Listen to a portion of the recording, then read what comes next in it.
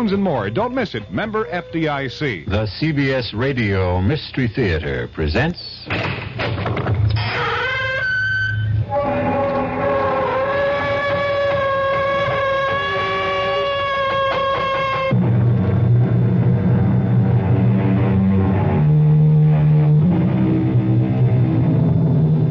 Come in.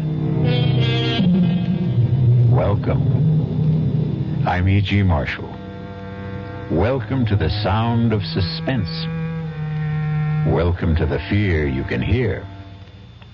Welcome to the world of terrifying imagination. This is a tale about justice, about the lady who stands over the criminal courthouses of America with a blindfold over her eyes. Of course, the blindfold represents impartiality, not faulty vision. But yet, there are occasions when justice seems to be looking the other way. And that's something which bothers Attorney Ned Murray very much indeed. He's getting away with murder, Tony. And maybe he'll get away with another one. Maybe there's an answer. What? I've been waiting a long time to figure out what I could do for you, Ned. What kind of favor might be important to you? Now I know. Tony, you're thinking about killing Rydell.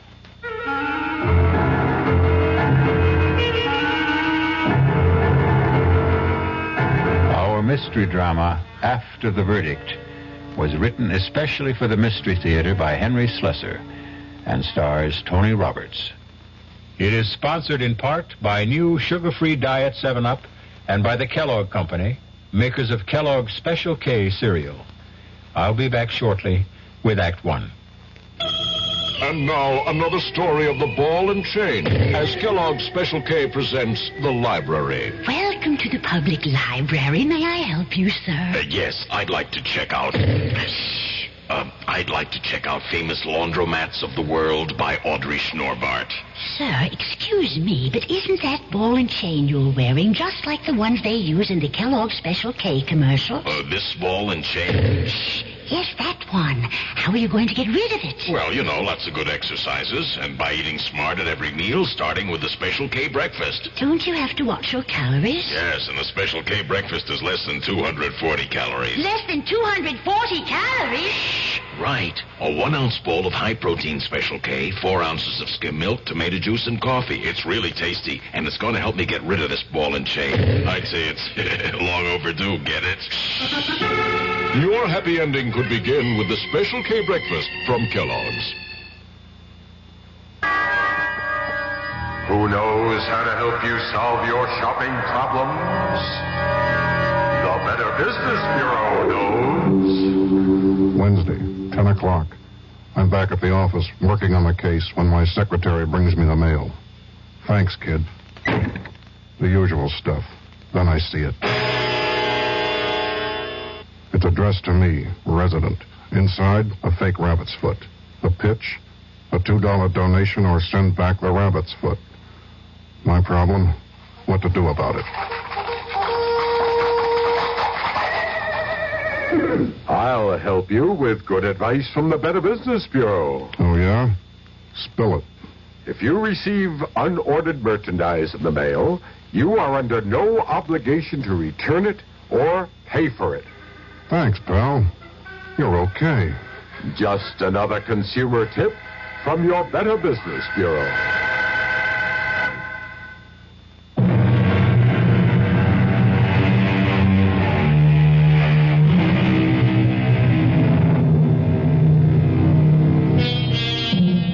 What better place to begin a story about justice than in a courtroom? This one is packed today, because it's the day the jury is going to return its verdict in the case of the People versus Louis Rydell. That's Rydell over there, the thin man with the burning eyes. See the way he searches the face of every juror who takes his or her place in the jury box? It's only natural, of course, because Louis Rydell had been charged with murder. Shh, quiet now. Presiding Judge Lincoln Arthur is about to speak. The foreman of the jury will please rise. Has the jury reached a verdict in this case? We have, Your Honor. Please read your verdict to the court. We find the defendant, Louis Rydell, not guilty. Mr. Murray. Congratulations, Lou. I'm very happy. You're happy. How do you think I feel? Hey, come on. Let's get out of this place. Let's celebrate, huh? Let's pick up my wife and have a ball. Well, I don't think I can. I promised my boss that I'd go down You don't care about your boss. You want to see that daughter of his. Okay, we'll make it a foursome. I can't, Lou. I'm sorry. Oh, come on, counselor. Melanie's got a cab waiting outside.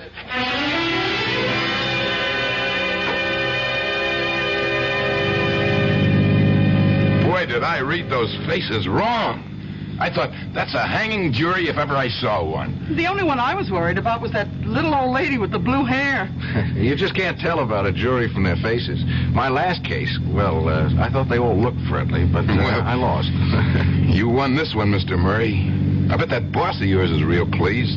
I mean, all this publicity that you got. Well, you're a regular Clarence Darrow.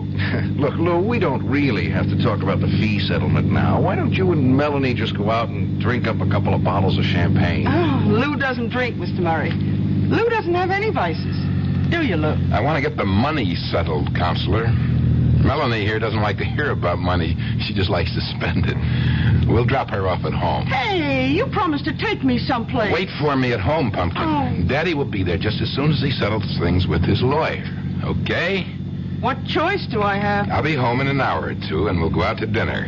Just stay in the apartment, and don't open the door to anyone. And if you have to open the door, wear some clothes, baby. Huh?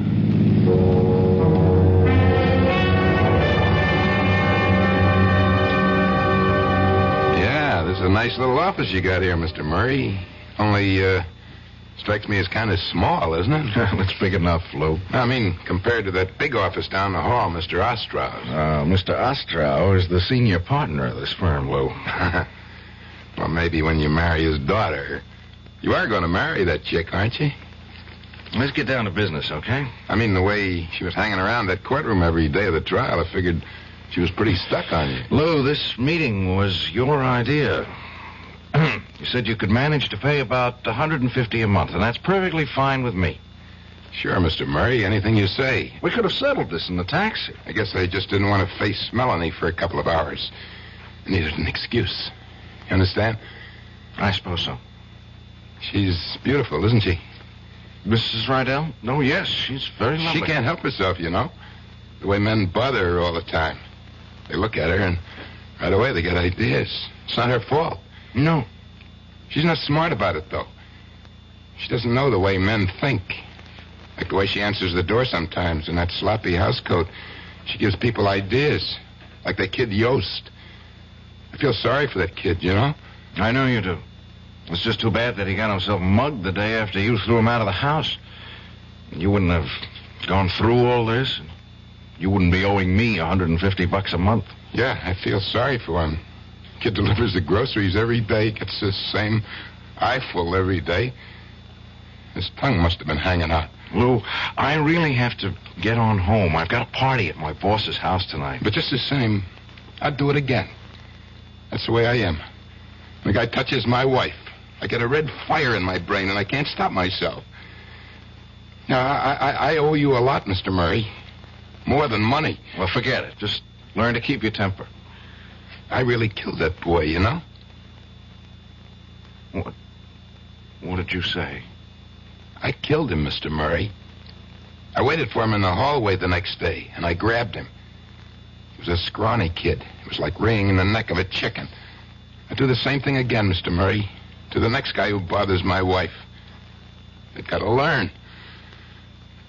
Well, I better go now. Melanie's waiting for me. You lied to me. Every stinking word you told me was a lie. Don't be sore, Mr. Murray. I couldn't tell you the truth, could I? I mean, you wouldn't have taken the case, would you? Yes! I would have taken the case and told you to plead guilty with cause. No, that wouldn't have been any good. I wanted you to get me off, and that's what you did. Look, I've got to go now, Mr. Murray. I just want to say thanks again. Oh, you think it's that simple? You think you can just walk out of here? Melanie's waiting for me. She likes to eat dinner early. The girl's always hungry. So long, Mr. Murray. Oh, my God.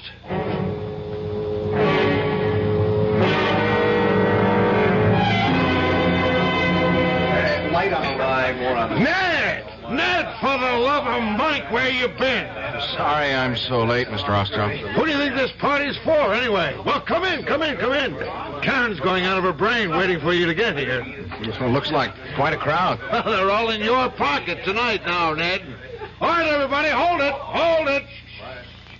Here's the man we've all been waiting for. Ned Murray, folks. Greatest trial lawyer since Clarence... since Harry Ostra. All right, come on, Ned. Karen's over here. Ned! Hi, darling. Where in the world have you been? The party started 2 hours ago. I just lost track of the time, that's all. Must be love, if you ask me. All right, I'll see you kids later. Ned, come into the kitchen for a minute. No, it's full of servants. Come into the bedroom. Now, that's an offer I can't refuse. Well, what did you have in mind? Give you one guess. Oh, darling, I'm so proud of you. You were so wonderful. That kiss was pretty wonderful. Father says that you are everything he used to be in the courtroom, and there's no higher praise he can give than that. Look, let's forget about the trial. It's over. Oh, no, I don't want to forget about it, Ned. I'm just so thrilled with the way you handled the case. That man Rydell seems so guilty. But there's too much fuss about all this, Karen. Father said that if you could win this case, you could do anything. That it would mean a lot of business to the firm. Do you know what I think? He's not going to wait on that promise about the junior partnership. I think he's going to do something about it right now. Are you serious? Don't tell him what I said, but I'm sure of it. Ned, you'll have to stop making excuses pretty soon, lover. You'll have to name the day. Oh, for heaven's sake. It's probably your father wanting me to join the party. Hiya, Ned. Ostrow told me you were here. Tony, for the love of Mike, I haven't seen you in ages. Yeah, that's right. Oh, hey, I am sorry I didn't know you had somebody with you. It's all right, Mr. Igo. I was just going to fix my makeup. See you later, darling. Yes, sure. Tony, I don't think I ever saw you at Ostrow's before. Yeah, you know me, Ned. I don't like to mix with all these big shots. Hey, you still talk to ordinary people? Big celebrity like you, huh? I'll talk to you anytime, Tony. Listen, I was in court today. I've been there the last 4 days. Bet you didn't even notice, huh? Well, that was nice of you. Busy man like you. Well, I got a personal interest. You know that. Sure.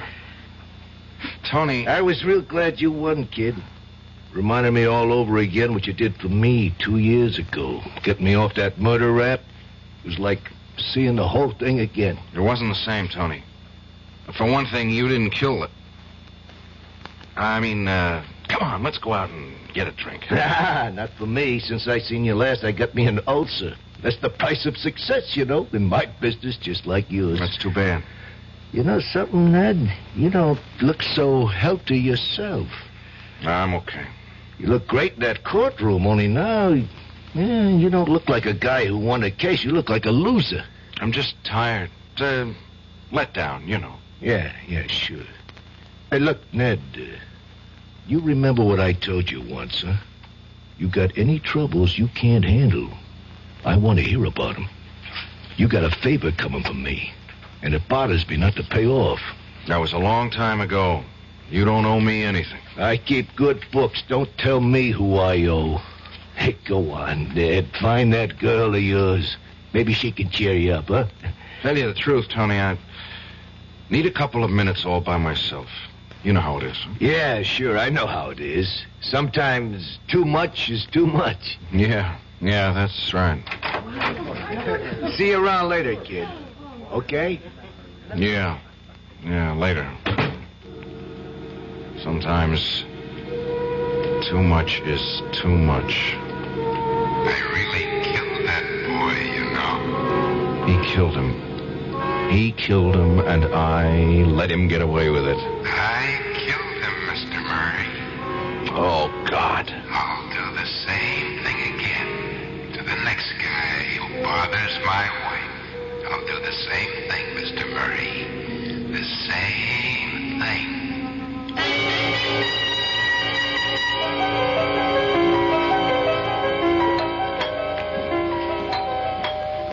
I'm coming. Oh, Mr. Murray. Hello, Mrs. Rydell. Oh, well, Lou isn't home, you know.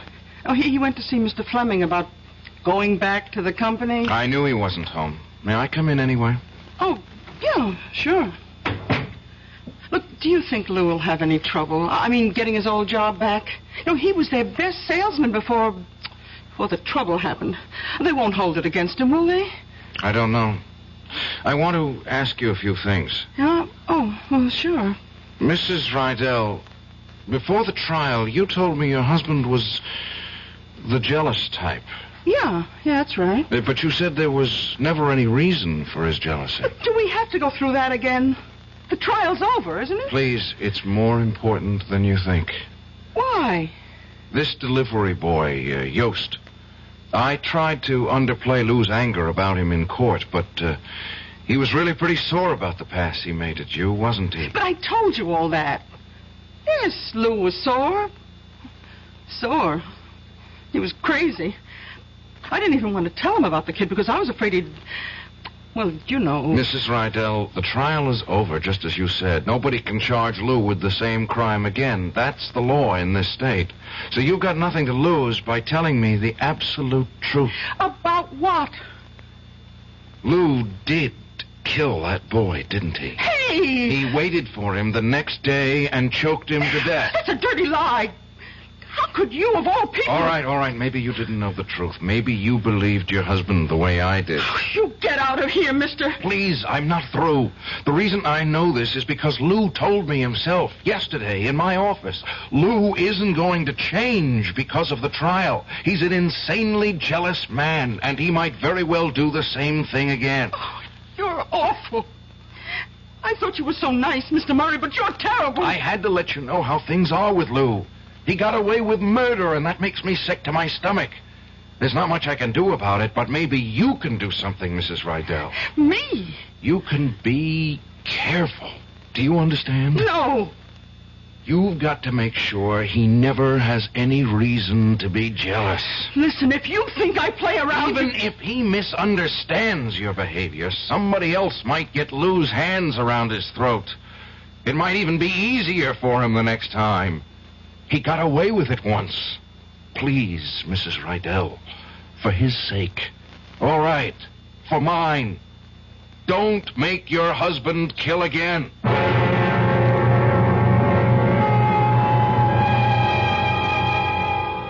I don't know about you, but I think Mr. Murray's request is very reasonable. The only problem, of course, is exactly how reasonable Lou Rydell is. There's something about the man's eyes, the way his hands twitch. Personally, I don't think it would be a very good idea to wink at Mrs. Rydell. I'll return shortly with Act 2. Oh, somebody's been drinking my sugar-free diet 7-Up, and it's all gone. Oh, actually, I saved a little. Oh, a bear! Hiya, Goldie. What's brewing? That's Miss Goldilocks to you. Oh, come on, kid. You mean you don't remember me? The cottage, the 3 chairs, the porridge? Baby bear! In the fur. Been a long time, Goldie. But Baby Bear... Just call me BB. You drank all the sugar-free diet 7-Up, and I have to conduct another diet drink taste test today. Well, yeah, I saw the sign on the door, a professional taste tester, huh? But how can I conduct my taste test now? Why bother? I tried those other diet drinks, too. You'll notice there's still plenty of them around. Why not ask me? Well, okay, BB. Tell me, why did you drink all the sugar-free diet 7-Up? I like the taste. Light, fresh, natural. Sugar-free diet 7-Up is definitely unbearably delicious. Mm-hmm. People can reach, people can touch, people can help, people so much. If you can remember World War II, you can remember when people spoke about cancer in a whisper. Once it was known someone had cancer. Nobody talked about it. I'm Paul Newman. Today we talk about cancer quite openly, except for one form of it, the one nobody likes to talk about still. Cancer of the colon and rectum. It's the most common form of internal cancer, yet doctors estimate 3 out of 4 patients could be saved by early detection and treatment. That means when you have your regular health checkup, especially if you're over 40, talk to your doctor about a procto. Fight cancer with a checkup and a generous check when your American Cancer Society volunteer calls. Cancer Crusaders, people who care about people.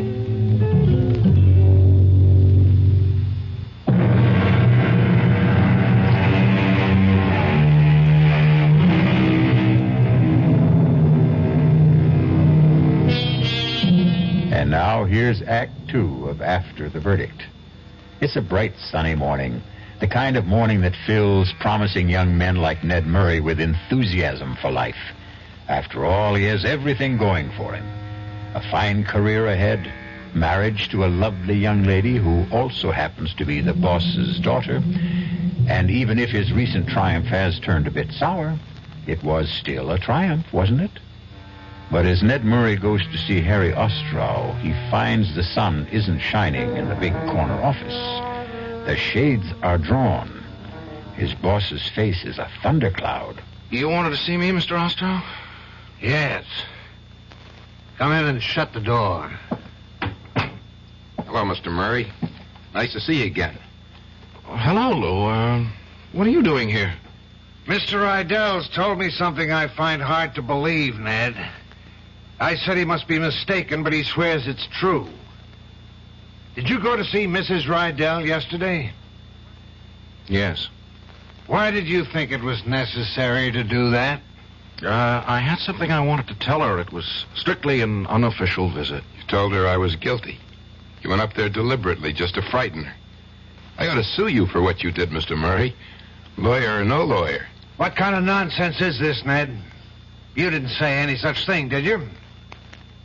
Well, did you? Yes, sir, I did. What? I didn't go there to frighten her, just to warn her. Right after the trial, Mr. Rydell here obliged me with a nice little confession. A little late, I'm afraid. Confession? What are you talking about? That's a lie. I don't know what you've got against me, Mr. Murray, but I never heard of a lawyer behaving like this. I didn't kill that boy. The jury said so. And Ned, please, this is all so ridiculous. Mr. Rydell put it very bluntly. He said he killed Yost. He said he'd kill again if another Yost came along. You can't do that. It's over. The trial's over. They can't put me through this again. They can't. No, Mr. Rydell, of course they can't. There's nothing to get excited about. Mr. Murray just misunderstood you, that's all. I read him loud and clear. I knew I couldn't get him back in a courtroom because of double jeopardy, but I thought if I went to the DA, he'd be a lot more careful with his hands the next time. I'll sue you. I'll sue this whole firm for slander. You hear that, Ostrow? Now, please, Ned. Apologize to Mr. Rydell. Tell him you didn't mean it. Apologize? Yes, I should apologize to the state for saving his skin. Ned, you listen to me now. I don't know what went on between you and this man, and I don't care. But he's a client, understand? My client, even if you handle the case. And there's such a thing as lawyer-client privilege. Since when does it include murder? Shut up and listen to me. Anything you do reflects on me, on the way I run this firm. Mr. Rydell got a fair trial under law. Better than fair. Yes. And the jury acquitted him. That's all we have to know. You don't have any right to violate any confidences he made to you. Didn't they teach you that in law school? They taught me something else. They taught me that a lawyer's main concern was for justice. You talk about justice, huh? Go talk to that hoodlum buddy of yours, Tony Igo. If there was justice, you think that crook would be walking around loose? Tony was innocent of that murder charge. Because the jury said so. And they said the same thing about Mr. Rydell here. And that's that, my boy. Understand?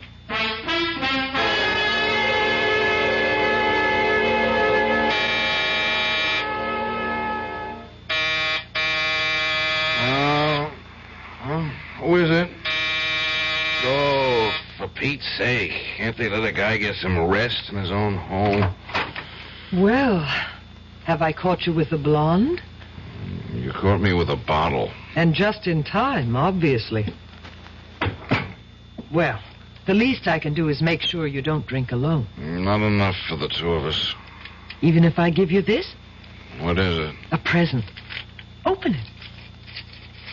It's that pipe you were so crazy about. The one with the ivory carving. I was saving it for some special occasion, but your birthday isn't for 6 months. It's a beauty. If you're going to bribe me, I prefer cash. Really? And I thought I'd use sex appeal. I understand that's surefire. Excuse me, it's time for another drink. What's so funny? The whole thing. You, Father. He told me about that scene in his office this morning. I wish I could have been there. Clarence Darrow versus William Jennings Bryan. It wasn't. It was stupid versus childish, and all because of that... All because of that silly man with the funny eyes. Honestly, Ned, I hope you won't make any more fuss about him. I thought it was Daddy who was making the fuss. Believe me, I think he feels just awful about the whole silly quarrel. Yeah, I'll bet he does. Oh, for heaven's sake, Ned, why would you want to spoil things now? All right, maybe that idiotic man did kill that grocery boy, but I'm not saying he didn't. But, well, wouldn't be the first time that a guilty man is... Ned! It's the first time for me. Don't you understand that? The first time I ever got a guilty man off? Was it really, darling? Well, that man Igo... Tony was innocent. Well, innocent of that crime, maybe, but what about all the others? He might have killed a dozen men before, or had them killed. He wasn't being tried for killing a dozen men, only one. And he was innocent of that. I should know better than to talk to you while you're drinking. I'm going to the district attorney tomorrow, Karen. Even if it doesn't do a bit of good, I'll feel better for it. Do you know what the DA will say?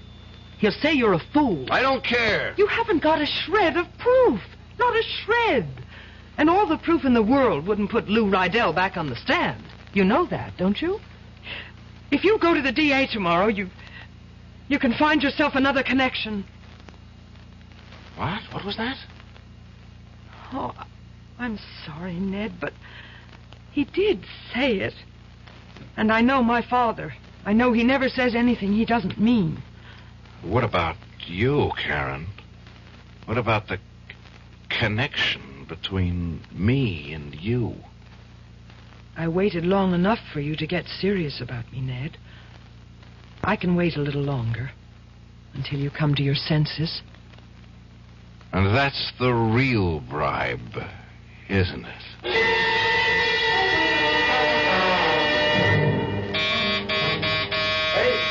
Ned! Open up, it's Tony! Hey! What? What is that? What's all the racket about? Come on, open up! All right, take it easy, will you? Give a guy a chance. Tony, what the heck are you doing here? Boy, you've really been working at it, kid. Huh? I'm an invited guest, remember? No, I guess you don't. About an hour ago, you called me up, told me to come have a drink with you. Well, here I am. Want to change your mind? No. Come on in. I told you, make mine ginger ale or something. I'll drink with you. No, it's a good thing. It's a good thing, Tony. That's about all I've got left. Just one more drink. Hey. What is this, kid? This celebration going on a long time, ain't it? I'm not celebrating now, Tony. Commiserating. That's the word, isn't it? It doesn't sound right. Commiserating. Well, don't ask me. I never heard it before. It means I'm feeling sorry for somebody. For who? For a dumb kid named of Yost. Dumb kid from the grocery. You mean a kid that got killed? Yeah, that's right. That got killed. Yeah. And you know who killed him? How should I know? Where's that drink? Oh, there it is. Here's the crime, Tony. Put it down, Ned. What? You heard me. Put it down. You want to tell me your troubles? Okay, I'll put on a pot of coffee for both of us.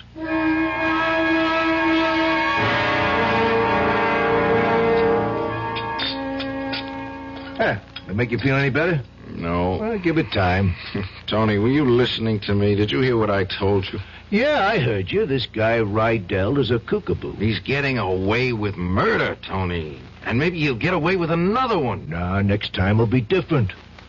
You'll know different from one thing. Meantime, somebody gets killed. Well, what's that to you? I'm sorry. Sir, I forgot the kind of guy I'm talking to. What am I going to feel like when it happens, Tony? Well, there must be some way to nail this crumb. No, there isn't. The law protects him. Double jeopardy. A man can't be tried twice for the same crime. That's how it goes, Tony. One trial to a customer. Yeah, it's a shame, all right. They hung better guys than that, and he's walking around free as air. That's the law, Tony. Yeah, the law. Okay, if it bothers you so much, stop him.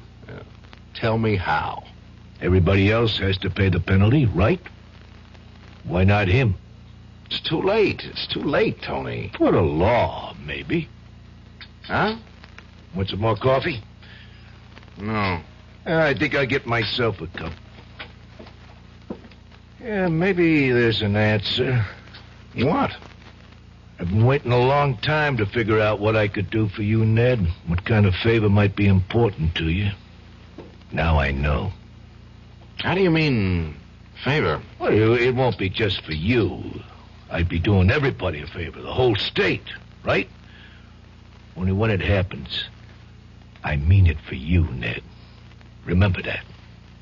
Hey, it's good coffee. Well, see you around. Tony, wait. Wait a minute. Oh, it's getting late, kid. I have to go. What was that you just said? What's in your mind? Nothing. Come on, I did my good deed for day. Let me out of here now, huh? I want to know what you meant by a favor. You know what the word means. You're thinking of killing Rydell. Oh, you see too many movies. Tony, don't be crazy. I don't want that kind of favor, understand? Yeah, sure. Just let him loose, huh? So what if he gets away with murder, huh? Killing him is no answer. Sure, so let some other slobs get knocked off, huh? That's better. I didn't mean all those things I said, Tony. You got the wrong idea. This guy didn't kill a grocery boy. He's killing you too, buddy, and that's what I care about. But you got nothing to be afraid of. Nothing's gonna rub off on you. I know my business, just like you know yours. So long, kid. Tony! Usually it's a very good thing to have friends. Loyal friends who are always willing to do you a favor. But it looks as if Tony Igoe is going to do a good deed by committing a very bad deed. The question is, can one murder avenge another? We'll find out shortly when we return with Act 3. You've seen the Budweiser commercials on television, and maybe you've wondered how long people have been putting that famous Bud label on things. Well, not as long as the brewers of Bud have been putting things on the label. Things like a list of Bud's most important ingredients. Quote, brewed by our original process from the choicest hops, rice, and best barley malt. And things like the following statement. This is the famous Budweiser beer. We know of no brand produced by any other brewer which costs so much to brew and age. Our exclusive Beechwood aging produces a taste, a smoothness, and a drinkability you will find in no other beer at any price. Unquote. Yes, brewing beer right does make a difference. Read the Bud label. Taste the king of beers, and you'll agree, when you say Budweiser, you've said it all. Anheuser-Busch, St. Louis. You're 17. Well, that's plenty old. Old enough to know about things like grass and speed and acid and smack. We probably can't tell you anything about the stuff you haven't already heard, or maybe even found out for yourself. So we don't intend to give you any advice. You wouldn't listen. But the trouble is, neither will your kid brother. He doesn't know half of what you know. He doesn't know how dope can affect your body. He's never spent a violent night hugging a friend who was on a bad trip or watch a guy nod off in class and fall to the floor. He's just a kid and a real setup for anybody out there selling the stuff. We'd like to warn your little brother. Too bad he doesn't trust us. We can't get to him. But maybe you can. An advertising counsel campaign.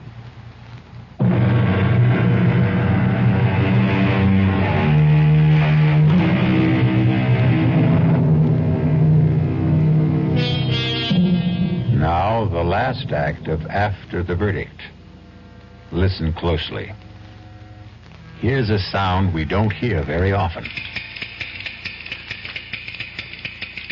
Yes. What with all these electric clocks and digital clocks and electronic clocks, the good old-fashioned ticking that marks off the minutes and hours of the night is rarely heard. But tonight, Ned Murray is hearing that sound. Hearing it from a clock which normally purrs softly on his night table. But Ned's hearing is highly sensitive tonight. His brain is tuned like a high-frequency instrument, picking out the slightest vibrations, tuning in on voices he doesn't want to hear. Sure, I killed that boy, Mr. Murray. I waited in the hallway and I grinned. It was like wringing the neck of a chicken. It won't be just for you, Ned. I'd be doing everybody a favor, the whole state, right? Yes. That's true enough.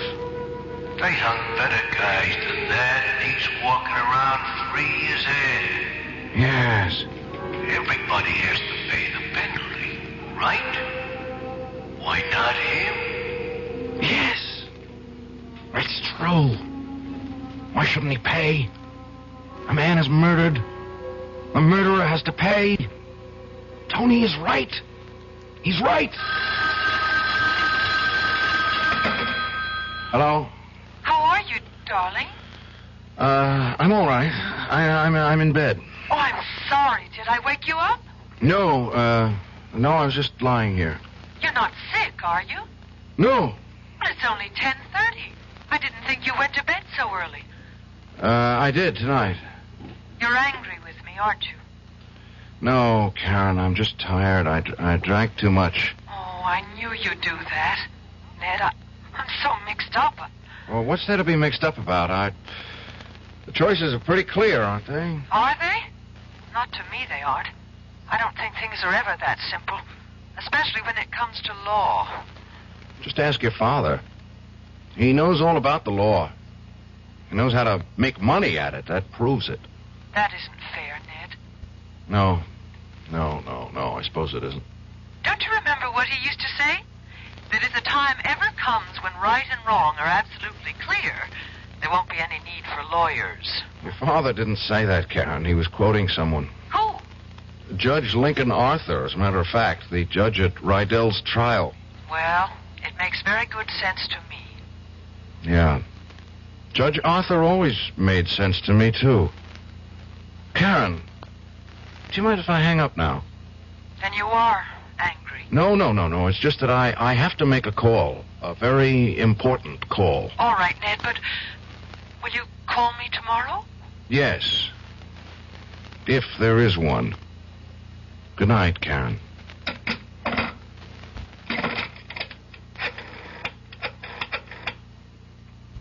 Information? Can you give me the number of Judge Lincoln Arthur?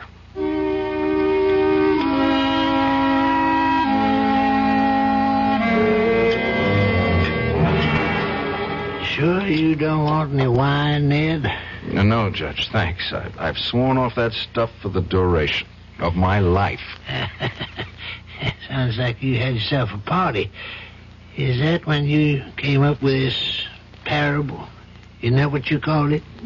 No, Judge. It's more like a riddle, a legal riddle. The only thing is, I already know the answer. All right. Let's see if I know it. It's about a lawyer.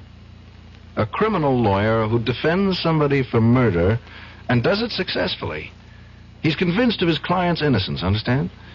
And that helps him get the acquittal. But right after the verdict, he makes a discovery that his client is guilty. How does he make this discovery? Is that important? It might be. Was it on evidence that had appeared at the trial? Evidence he had misinterpreted or concealed unknowingly? No.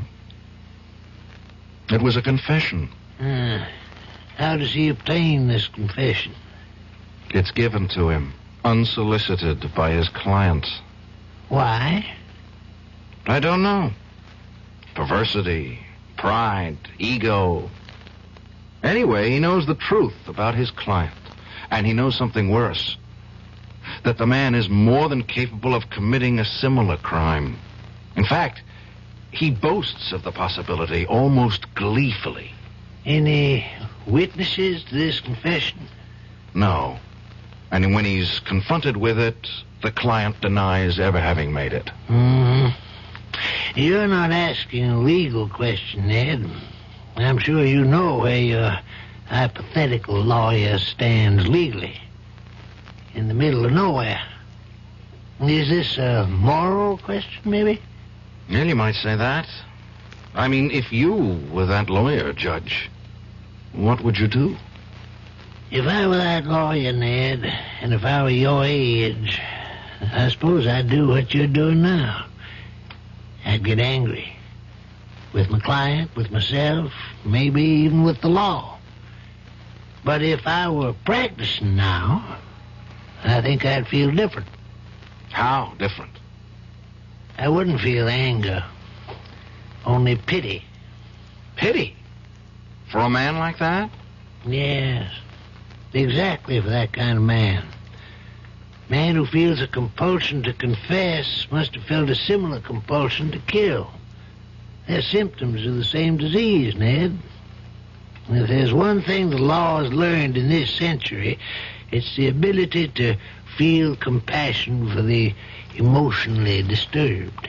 Yeah, he's that all right, but that doesn't... Ned, this parable of yours, you talking about Louis Rydell? Yes. He told you that he murdered Yost? He did, I swear it. In my office, the same day of the verdict. Oh, for God's sake, Ned, use your brains. Can't you see that the man's mentally ill? Everything points to it. He killed a boy just for putting an arm around his wife. He confesses when there's no need to confess. Is it worthwhile venting all this anger against such a man? But he's dangerous. He'll do this again, Judge. If a man just looks cross-eyed at his wife, it'll be another excuse for murder. If he had confessed this to you before the trial was over... I would have demanded that he plead guilty. He'd be waiting to serve a life sentence right now. And Ned, you're forgetting something. What? I was the judge at the trial. It was my prerogative to pass sentence, not yours. It was first-degree murder, premeditated. Ned, if the jury had brought me a guilty verdict, I would have recommended psychiatric examination with a view to confinement at an institution for the criminally insane. But you didn't know he was... I mean, even I didn't know he was crazy. Well, do you know it now? Do you feel it now? Do you recognize that he needs cure more than punishment? Punishment? The law only penalizes the guilty, Ned. Isn't that what we all believe in? We don't penalize the sick. I have to go, Judge. I have something to do. It's getting pretty late for running errands, Ned. Almost midnight. Yeah, but this is important, Judge. I have to see someone. I have to tell something very important.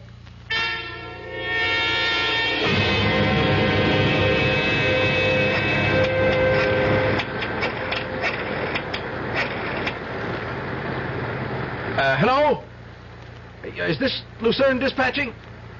My name's Ned Murray. I'm a friend of Tony Igoe. No, Murray. That's the last name, not the first. Look, Very important that I reach Tony as soon as possible, only this is the only number he ever gave me to reach him. But he's got to have a home phone, right? So help me, it's important. It's a matter of...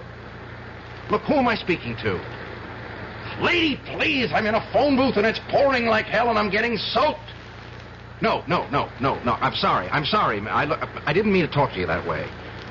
Yes, I realize that, but if you could make this one exception... Well, how do you know he isn't home? For God's sakes, it's after midnight. Yes, all right. He couldn't have done that tonight. He couldn't. Taxi!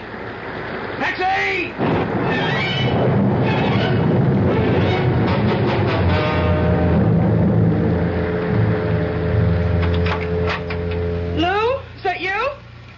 Yeah, it's me. Disappointed? Where the heck have you been? I've been taking care of business. What business?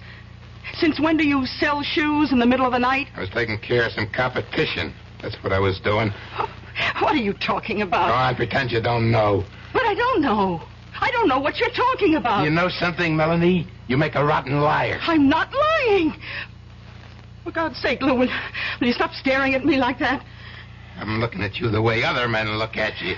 What other men? The one who comes around here every day when I'm out pounding the pavements, peddling those lousy shoes to those stores. Oh, Lou, nobody comes around. You're just in one of those crazy, jealous moods again. Well, I got news for you, Pumpkin. There's one boyfriend who's not coming around anymore. Are you still talking about that poor, dumb grocery boy? Lou, I told you there was... No, I'm talking about the old guy. One with the white hair. One who's been hanging around here all night, looking up at our window, waiting to make sure that the coast is clear. You're crazy. Crazy. I don't know any white-haired guys. Well, you'll never get to know this one, because he's got something wrong with him, baby. He's got a carving knife in his stomach. Lou.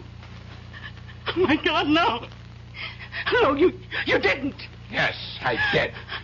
So you can forget about seeing your lover boy tonight, baby. You can just forget it. You'll have to be satisfied with just me. Lou, just tell me it isn't true. Tell me you didn't kill anyone. It wasn't the first time, Pumpkin. If you keep up the way you're going, it won't be the last. In fact, the next one might be you. Oh my God. Those police cars. They're coming here.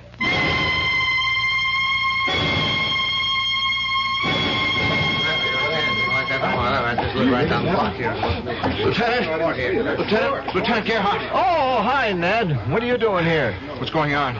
What's all the crowd about? Oh, wait a minute. You know the victim, don't you? Is that why you're here? You get a tip or something? Victim? Who? Tony Igo. Tony? Somebody used a knife on him. Oh, God. Ironic, isn't it? Probably a dozen guys wanted Tony Igo knocked off, and how does he get it? From a jealous husband. Is he dead? Yeah, he's dead. And it was your ex-client who did it, that guy Rydell. He caught Tony hanging around the building watching the place. Rydell claims he was after his wife. You know about this, Ned? It's not true, Lieutenant. He didn't even know the woman. Then what was he doing here? A favor. He was doing somebody a favor. What are you talking about? Look, where is Rydell now? Upstairs, answering questions. He won't get away. Not like the last time, Counselor. Yes, it won't be like the last time. Excuse me. Hey, where do you think you're going? I want to see him. He's entitled to talk to a lawyer, isn't he?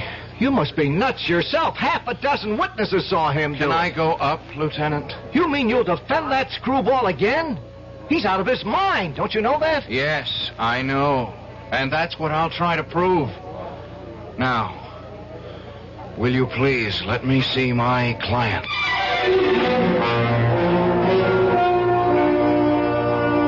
And so Ned Murray is about to try for still another verdict. This time a verdict which will carry a punishment more befitting to the crime. And something tells me that he'll be very successful. Not just as an attorney, but as a human being. I'll be back shortly.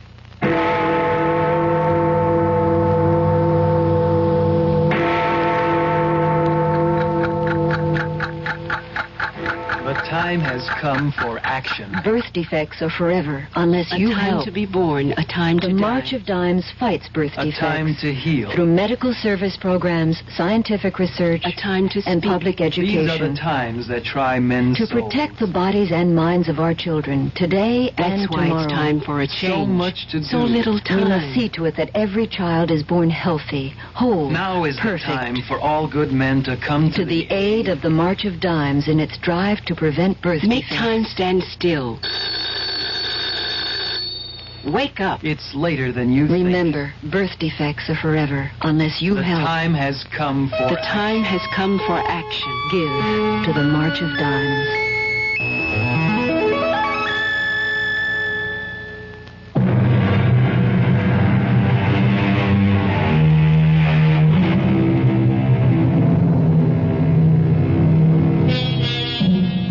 Some time ago, a man named Thomas de Quincey said, "If once a man indulges himself in murder, very soon he comes to think very little of robbing.